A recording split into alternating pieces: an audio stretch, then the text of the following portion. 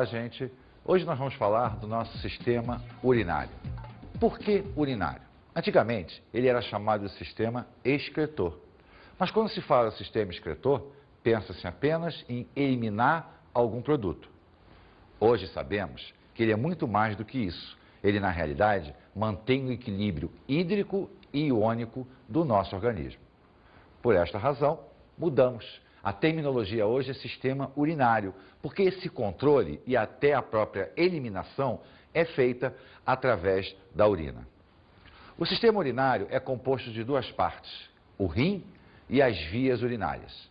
Vamos cuidar primeiro do rim. Por quê? Porque o rim é o nosso excelente sistema de filtragem. É a partir dele que o nosso sangue será filtrado. As impurezas serão retiradas, os excessos serão retirados. As vias urinárias apenas vão transportar a urina para o exterior do nosso corpo.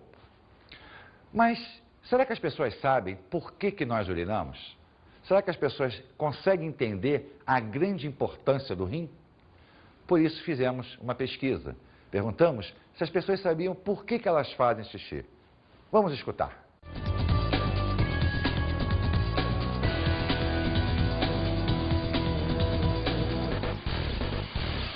Você sabe qual que é a importância do sistema urinário? Não. O que você vai fazer lá dentro? Xixi. Você sabe por que a gente precisa fazer xixi? Não. Nunca parou pra pensar? Não.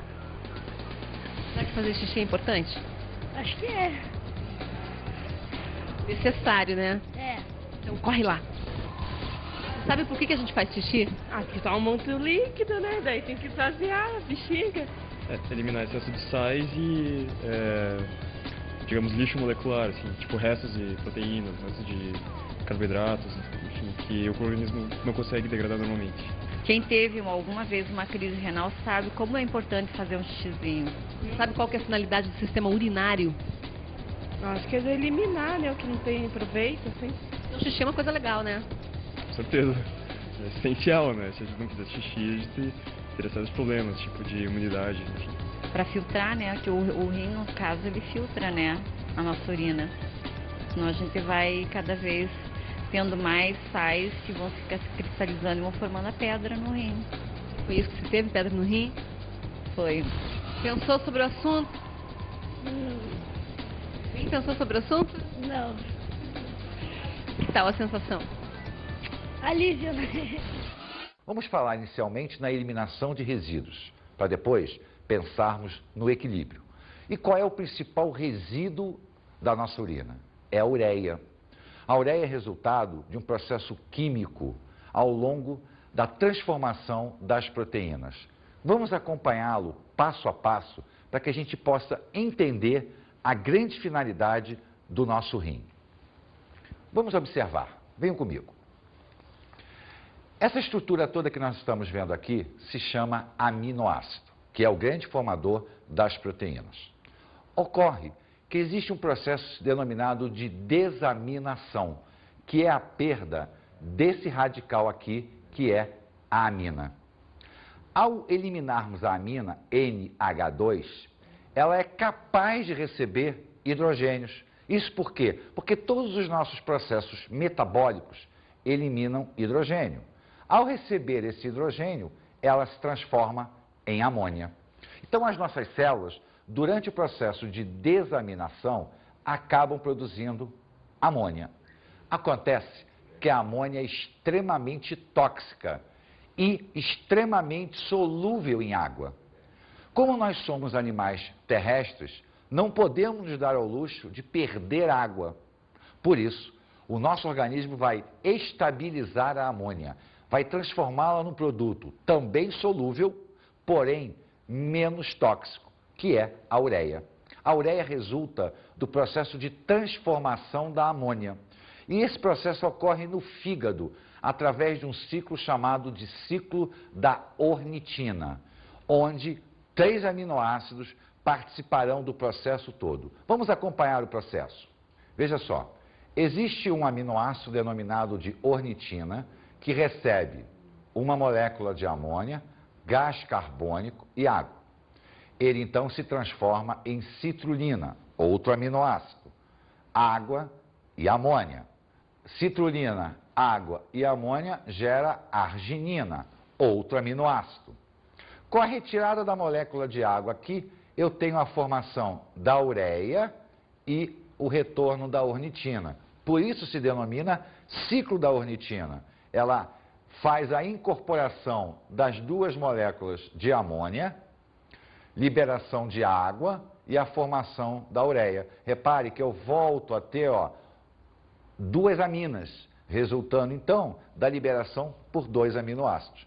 Desta maneira, o nosso organismo vai poder permanecer com a ureia um pouco mais de tempo na corrente sanguínea, até que o nosso sistema de filtração, o rim, retire essa ureia e elimine.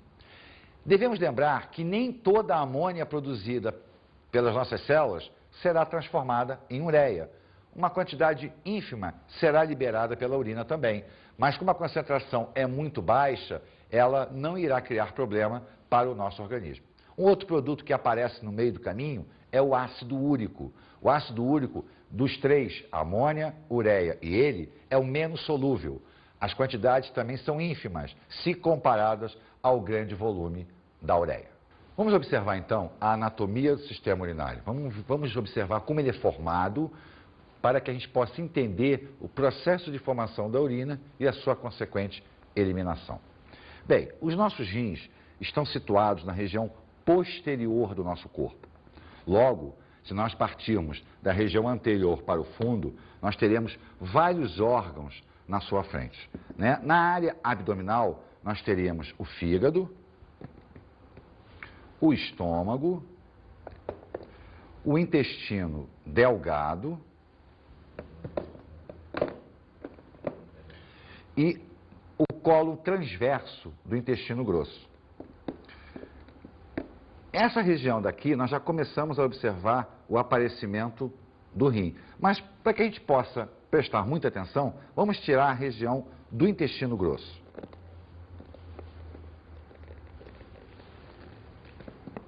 Então, observe que nós temos aqui, os dois rins na região posterior do nosso sistema. Então, os rins, nós temos dois, as vias urinárias, que corresponde aos ureteres, que vai caminhar até a bexiga. Então, essas duas estruturazinhas aqui são as responsáveis pela formação da urina. Se nós tirarmos a região anterior do rim, nós vamos observar que o rim é formado por duas partes. A parte mais escura, que é o córtex renal, onde encontram-se as unidades de filtração, que são os néfrons. E a região mais clara, que é a região medular, é a região coletora. Ela simplesmente vai canalizar a urina da região filtradora para as vias urinárias.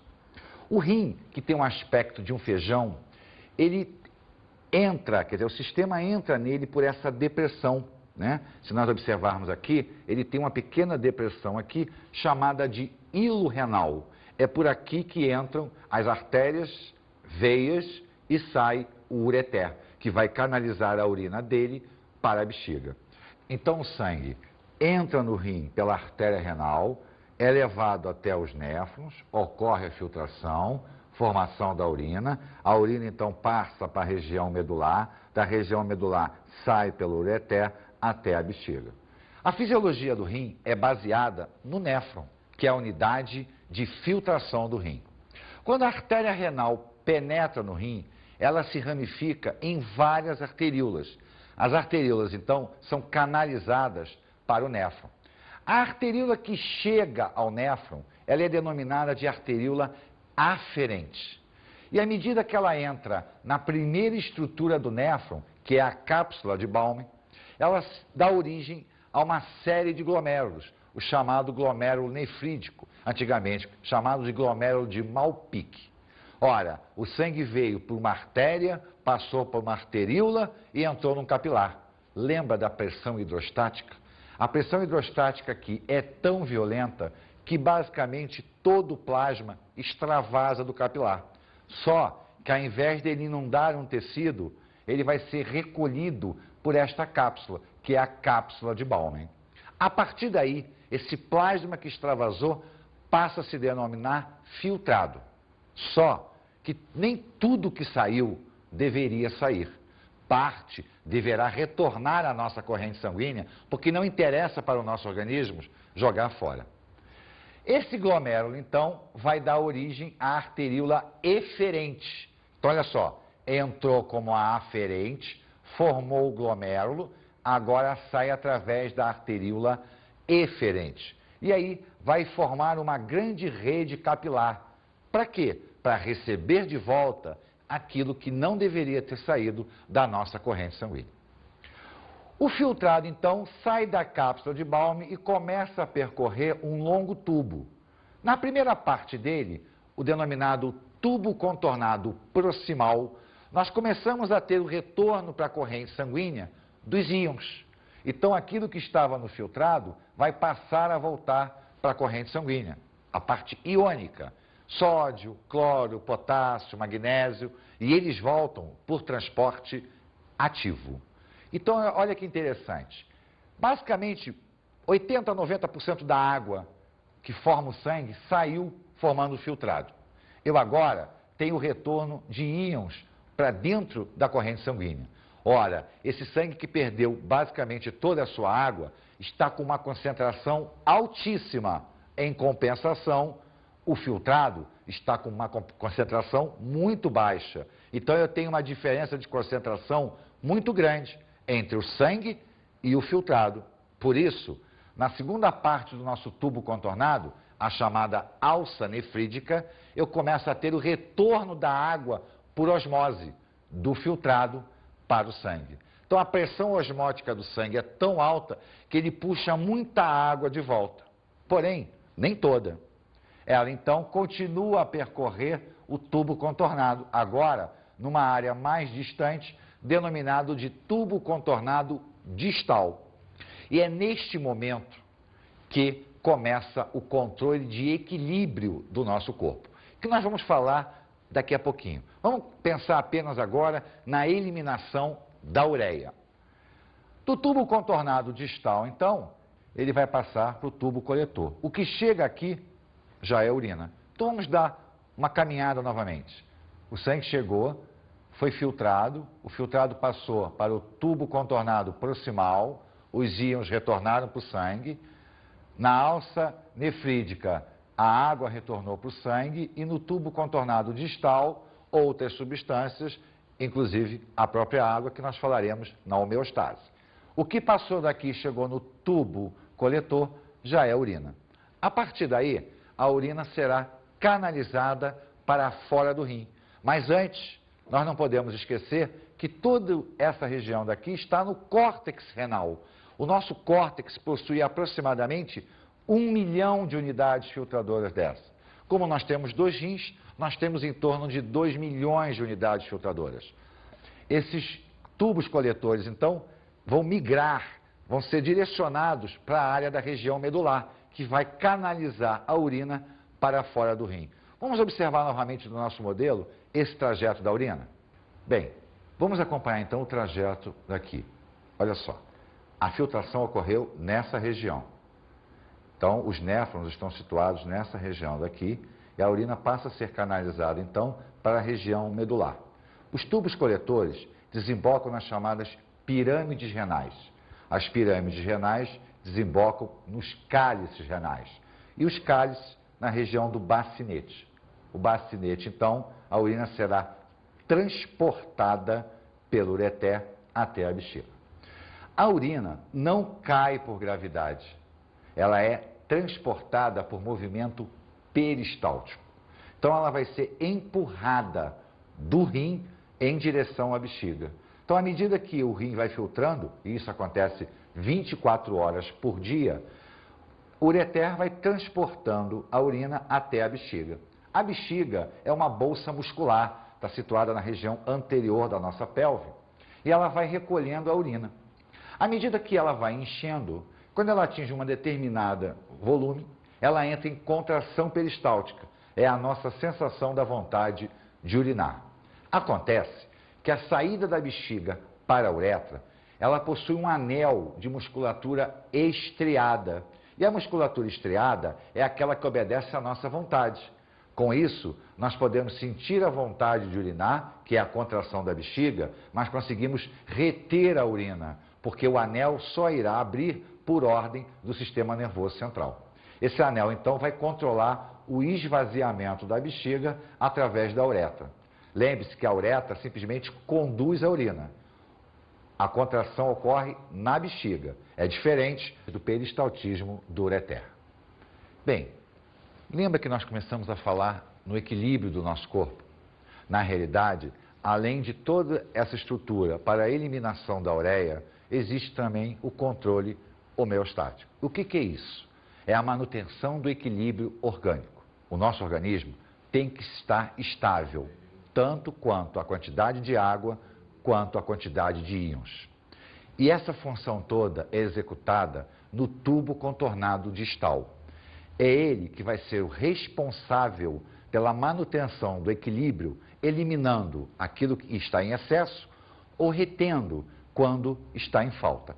Vamos observar o nosso esquema para que a gente possa entender esse funcionamento. Vamos lá. Nós tivemos a ultrafiltração aqui, a reabsorção iônica, a reabsorção de água, e quando chega nesta região daqui, no tubo contornado distal, algumas substâncias que não foram reabsorvidas durante o trajeto passam a ser aqui glicose, aminoácidos, hormônios, mas os íons e a água terão um tratamento especial.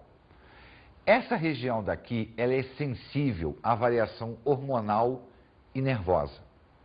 Nós temos uma glândula denominada de suprarrenal que produz determinados hormônios que vão controlar a reabsorção iônica dessa região.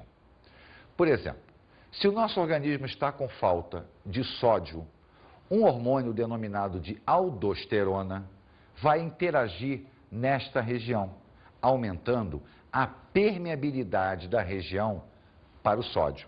Com isso, nós absorvemos mais sódio para a nossa corrente sanguínea. Um outro hormônio que trabalha nesta região daqui é produzido na hipófise, uma glândula situada no nosso encéfalo, numa regiãozinha chamada região da neurohipófise. Esse hormônio se denomina ADH, que é o hormônio antidiurético. Qual é a finalidade dele? É aumentar a permeabilidade desse tubo para a água. Nós não podemos esquecer que grande parte da água já foi reabsorvida na alça nefrídica, pela diferença osmótica que existia entre o filtrado e o sangue. Porém, nessa região daqui, a reabsorção de água será controlada por esse hormônio. Isso porque a região que produz esse hormônio, que é a região do hipotálamo, ela é responsável pelo controle térmico e hídrico do nosso corpo. E o controle térmico, ou seja, a manutenção da nossa temperatura interna, depende fundamentalmente da água. Quando o nosso organismo tem a temperatura dele elevada, ele coloca água, porque a água consegue retirar o calor. Quando o nosso organismo está com a temperatura mais baixa, o nosso corpo não coloca água. Então, ganhar ou perder água vai estar muito ligado a essa região. Por isso que quando nós precisamos guardar mais água, por exemplo, no verão, o nosso organismo elimina esse hormônio, que é o antidiurético, ou seja, contra o ato de urinar, aumentando a permeabilidade dessa região e reabsorvendo mais água para a corrente sanguínea. Neste caso, nós vamos urinar menos, quer dizer, o volume urinário é menor e a nossa urina será mais concentrada, porque ela terá menos água. Por outro lado, quando nós estamos com excesso de água ou a concentração do nosso sangue está tranquila, está baixa, esse hormônio não será lançado na corrente sanguínea, não com a intensidade que deveria. Por isso, a água não será tão absorvida nesse ponto. Ela vai passar, ela vai ser eliminada junto com a urina. Então, o nosso volume urinário tende a aumentar. Nós vamos urinar mais e, consequentemente, a nossa urina estará mais diluída. O álcool consegue interferir nesse hormônio. Então, essa região do nosso néfron, ela não está só ligada ao controle de eliminação de toxinas, no caso da ureia. Ela está muito mais ligada, ela é muito mais importante para a manutenção do equilíbrio hídrico, no caso da água, e iônico, no caso dos rins. Inclusive, quando ocorre uma falha de reabsorção iônica aqui, ou seja, a gente absorve sódio demais, porque temos excesso de sódio, quando a gente come muito sal, o que vai acontecer? A gente vai aumentar a concentração sanguínea. O nosso sangue vai ficar mais concentrado, porque ele vai puxar mais sódio para ele. Ao puxar mais sódio e, consequentemente, subir com a concentração sanguínea, vai forçar a maior reabsorção de água. Então, o volume sanguíneo aumenta. Não porque deveria, mas porque nós estamos puxando mais água devido ao aumento da concentração. Com isso, a força hidrostática dentro da parede do vaso aumenta. Daí a elevação da pressão sanguínea. Por isso o sal aumenta a pressão sanguínea, porque aumenta a concentração do sangue e nós temos que puxar mais água. Por que o médico receita um diurético? O diurético vai atuar nesta região daqui. Quando a água sair do sangue, caminhar, ela não retorna para a corrente sanguínea. Nós vamos urinar mais. Mas essa perda de água é justamente para quê? Diminuir o volume dentro do sangue e, com isso, diminuir a pressão. Então, repara que essa estruturazinha, onde nós possuímos em torno de 2 milhões, ela está muito ligada também à manutenção do equilíbrio orgânico. Isso se chama homeostase. Todos os animais têm o seu ponto de equilíbrio, sejam eles de origem aquática, sejam eles de origem terrestre. No nosso caso, o nosso rim é o responsável por esse equilíbrio. Vamos falar agora das doenças renais. Vamos observar as duas grandes doenças provocadas, uma por insuficiência de um hormônio e a outra pelo mau funcionamento do rim com N causas. A primeira se chama glomerulonefrite. A palavra it indica que é um processo inflamatório a nível do néfron e lá do glomérulo, na região que ocorre a ultrafiltração. De vários fatores, infecções bacterianas, hipertensão arterial, diabetes, provocam a destruição dessa região. Com isso, o rim começa a ter deficiência em filtrar o nosso sangue. À medida que a doença se agrava, se ela não for controlada, o rim vai parar de funcionar. É o que nós chamamos de insuficiência renal. Se isto acontece com um rim, o nosso outro rim consegue assumir a capacidade tranquilamente de controlar o nosso organismo. Mas se o problema é crônico e acaba atingindo os 2 rins, nós só temos uma solução. Ou permanecer por resto da vida fazendo hemodiálise, que é a filtração do nosso sangue através de uma máquina que tenta imitar o nosso rim, ou o transplante de rim. É a única solução, visto que nós não sobreviveríamos mais do que 48 horas sem que os rins estivessem funcionando. A insuficiência renal é uma das formas mais graves para o equilíbrio do nosso corpo, levando ao óbito. Uma outra doença é a diabetes insípidos. Cuidado, não confunda com diabetes mellitus. A diabetes mellitus vem da falta total ou parcial de insulina e, com isso, a manutenção da taxa de glicose na corrente sanguínea de maneira muito elevada. A diabetes insípidos está ligada àquele hormôniozinho, o ADH. Por uma falha genética, por um tumor de hipófise, nós temos a nossa produção de ADH diminuída. Com isso, nós não reabsorvemos a água no tubo contornado.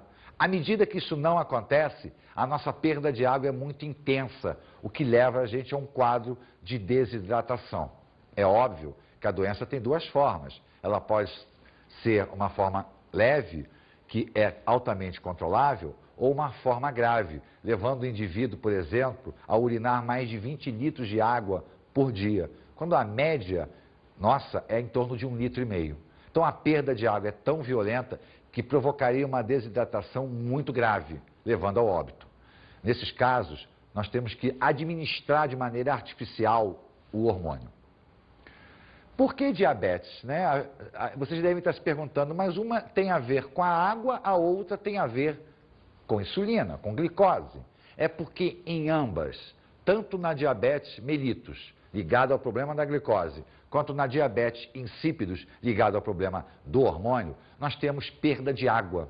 E a palavra diabetes veio do grego, que significa cachoeira, muita água. Então, em ambos os casos, nós urinamos muito. Devido ao excesso de glicose e à alteração da concentração sanguínea. O outro, pela falta de hormônio. Tanto a diabetes quanto a glomerulonefrite são graves doenças. Inclusive, a diabetes mellitus, aquela da glicose, é capaz de danificar o sistema nefrídico e, com isso, levar o ser humano a uma glomerulonefrite e, posteriormente, a insuficiência renal. Uma outra doença muito comum é o famoso cálculo renal, né? E que tecnicamente se chama litíase. E o que vem a ser isso? Durante o processo de filtração, cristais provenientes da oxidação de alimento passam pelo sistema. Se nós não tivermos um volume de água transitando por ali, esses cristais vão se acumulando na região do néfron ou na região medular do rim, lá na pirâmide renal, no cálice. Eles vão se acumulando, vão grudando uns nos outros, até que eles formam uma estrutura mais compacta, que é o cálculo renal. Para que esse cálculo seja eliminado, ele vai ter que passar pelo ureter, mas lembra que o ureter empurra a urina por peristaltismo. Ele é feito para empurrar algo líquido, não algo sólido. Por isso dói. As infecções bacterianas também provocam alterações renais. E uma das mais comuns é a chamada cistite, que não chega até a área renal. A cistite é a inflamação da bexiga. Como a bexiga está muito próxima do meio exterior, ela é facilmente contaminada por bactérias. Ou até mesmo pelo nosso péssimo hábito de reter a urina durante muito tempo. Algumas pessoas mais sensíveis, principalmente mulheres, têm a parede daquele anelzinho que controla a saída da urina irritável, porque a nossa urina é ácida, ela contém impurezas. A presença dela há muito tempo na bexiga, sem um esvaziamento constante, acaba provocando uma irritação. E esse anel irritado costuma dar aquela sensação toda hora que a gente está com vontade de urinar, mas na realidade não é a urina que existe na bexiga, é a irritação. Então, nós devemos cuidar muito do nosso sistema excretor, do nosso sistema urinário, visto que ele é extremamente importante para a manutenção do nosso corpo.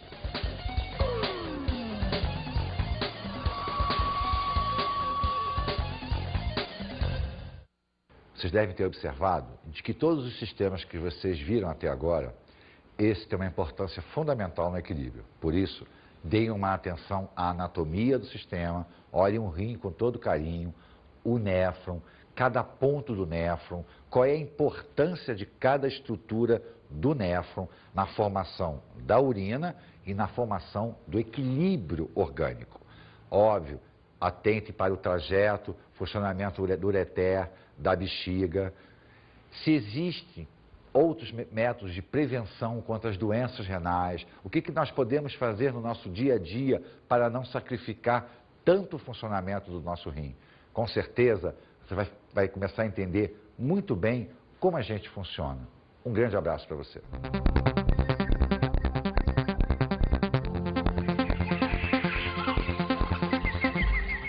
Na aula de hoje, estudamos o sistema urinário.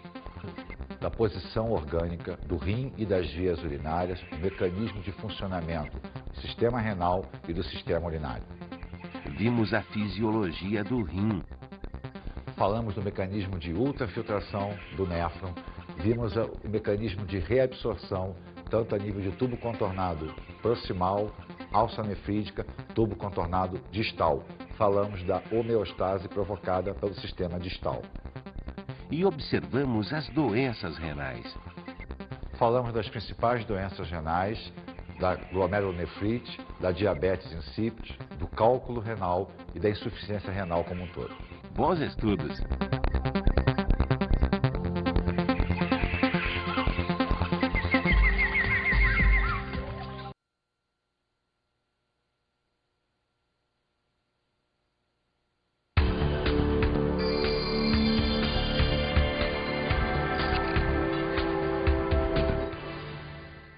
Bem, colega, sabemos que o funcionamento renal é um dos assuntos mais importantes e talvez um dos mais complexos dentro do ensino médio. Então, uma atenção especial, não propriamente na anatomia, mas na fisiologia do néfron. É o tipo da coisa que o aluno tem que entender bem, porque, ao entender, ele está revisando o quê? Osmose, transporte passivo, transporte ativo. Então, ele está refazendo todo aquele pensamento do funcionamento orgânico. Então, uma atenção muito grande na fisiologia nefrítica. Ela é extremamente importante.